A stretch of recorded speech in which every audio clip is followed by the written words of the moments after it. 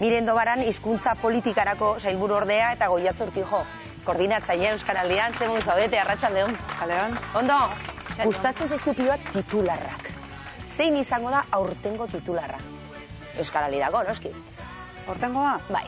Bueno, ariketa soziala egin dugula normaltasun berri honetan, ez da? Eta egoera honean, oso pozik egin dugulako. Bai, egin dugu, eta ere gehiago esango nukenik ez. Ikusi dugu 3. aldi honetan egonkortu egin dela, jendartean ariketa, jendeak ulertu duela ez, Euskaraldia zer den, zergatik egiten dugun, eta nire titularra hori izango litzateke ez, Euskaraldia finkatu egin dela. Finkatu egin da. Bai, hori da. Titular ona, ez da? Eta ausartak izan gara orokorrean, edo nola ikusi dezue jendea? Ikustut jendeak hausnartu egin duela. Ez dakit ausartak izan, baina hausnartu egin duela, ez? Euskaraldia aurretik pentsatu duela, ez? Hausnarketa hori egin duela, ez? Zer aldatu nahi dut nik, ez? Hizkuntza ohitura ekarri nahi ditut Euskarara gehiago, ez? Eta gero hausnarketa hori egin da, egongo dira batzuk, ez? Gehiago hausartu direnak, ez? Eta gutxiago, baina... Azkenean helburu batzuk beti jartzen dira hasieran, bete izan ditugu helburu horiek edo nola baloratzen duzu orokorrean? Miren. Nik uste dut baietz, ez da? Jenteak hausnartu egin duela, argi dago, eta ez pandemia batetik gatoz, eta neke batetik, baina hala ere, ez da, ekarpen bat egin nahi izan diote, eta gero lehen hitzarena, ez? Guretzako ez, Euskaraldiak egiten duen proposamenetako bat hori da, ez da? Lehen hitza, euskaraz egitarena, arau soziala bilakatzea natural baten, ez? Eta nik uste dut hori ere, bueno, badoala, ez da, apurka-apurka, eta hori oso posgarria da. Horrek ekarriko digu, ez? Askoz be eremu gehiago irabaztea natural baten, eta hori nahi dugu. Bai, Goiatz, datuak, zein izan do parte hartzearena? Bai, bakigu 160.000 lagunetik gora ez, klik egin dutela, ez, Euskaraldiaren webgunean sartu eta euren parte hartzea berretsi dutela, edo lehen aldiz Euskaraldian izena eman, ez. Uste dugu oso datu positiboa dela, milaka eta milaka, ez, hau bizita belarri prestek, jarrera aktibo hori izan dutelako, ez, webgunean sartu, berretsi euren izen ematea, gerora hausnartu ez, ariketan parte hartzea, eta lehen egon gara komentatzen ez, uste dugula urtengo lorpenetako bat hori izan dela ez, jendeak kontzienteki parte hartu duela ariketan, hausnartuta. Genean zehose gehiago bazegoen atzean, ez da? Eta txaparena askotan entzun dugu, agian txapa gutxiago ikusi dira orokorrean, nola ikusten dezuezuek, miren? Bueno, behar bada bai, sentsazioa da txapa gitxiago egon direla, baina bestalde batetik, hain ezaguna da, ez da, Euskaraldia ariketa bera hain ezaguna da, hitz egiten, ez da, kikerekin eta niri ere gertatu izan zait, txaparik gabe, ez da, denda askotan, zuri txapa ikusterakoan, hasi direla, ez, nirekin egin euskeraz eta hori oso garrantzitsua da, esan nahi dut, horrek esan nahi du, gizartean oso ezaguna da ariketa dela, eta jentea interpelatu ere sentitzen dela, ez da, saltzen ari naz, honek txapa dauka, eta segaitik ez diot emango aukera, ez. Orduan guret sentsazioa da berikerketak esaten digun, baina txaparik gabe ere, jende askok. Orduan agian etorkizunean txapa kendu ezakegu? Edo jain besterako ez? Nik ustut txapa Euskaraldiaren oinarri, bai, eta oso erabilgarria da, bai, ikerketek erakutsi gutelako, ez? Aurreko 2 ediziotako ikerketek erakutsi gutelako, txapa jantzten dugunean zeo zer gertatzen dela, ez? Eta txapak ikusten ditugunean ere bai, konplizidade hori sortzen dela, ez? Hau bizita belarri presten artean, eta hori izan, ez? Aurtengo gure erronketako bat, ez? Hori ikusaraztea txapak, kikek askotan aipatzen du, superbotereak dituela, ez? Hori konplizidade hori sortzen duelako, babesgune erraldoi hori, ez? Milaka hobizi, milaka belarri prest, ari guneetan ere identifikagarriak, eta ustut gure erronketako bat hori dela, ez? Txapa benetan erabilgarria dela ikusaraztea jendartean, eta... Ezberdintzeko agian, ez da? Kike Amonarritz etorri zanean esan zuen, azkenean ohiturak aldatu behar diala pixkanaka. Nola ikusi dezue, hori ere egiteko balio du Euskaraldiak?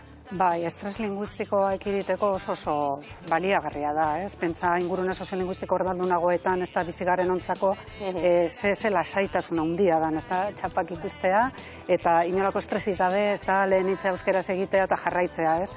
Nik uste dut beharrezkoak direla.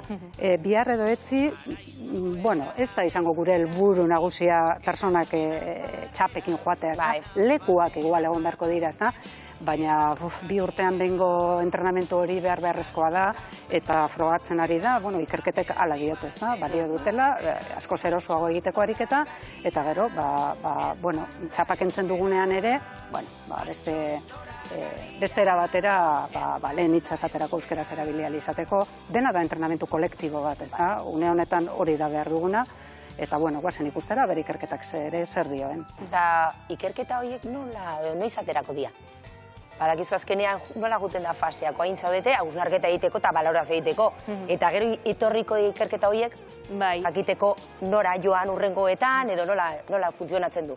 Bai, aurreko bi ediziotan ere egin genuen ikerketa, aurten ere siadeko ari da, ikerketa hori giratzen, 3 fase edo ditu ikerketak ez, galdetegi baten bitartez, hausnartzea eskatzen digute, Euskaraldia aurretik 6 hizkuntza ohitura dauzkagun, Euskaraldia bitartean ere lagin batek jaso genuen ez, beste galdetegi bat Euskaraldia bitartean ze Euskararekin zeharreman edo geneukan ikusteko, eta Euskaraldia amaitutakoan ere, hilabete batzuk barru, 3. galdetegi hori jasoko dugu, eta ikusiko dugu, ze arrastu uzten duen 3. edizio honek.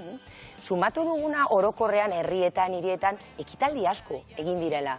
Oso Euskaraldia bizi izan dugula. Nola ikusten dezuek?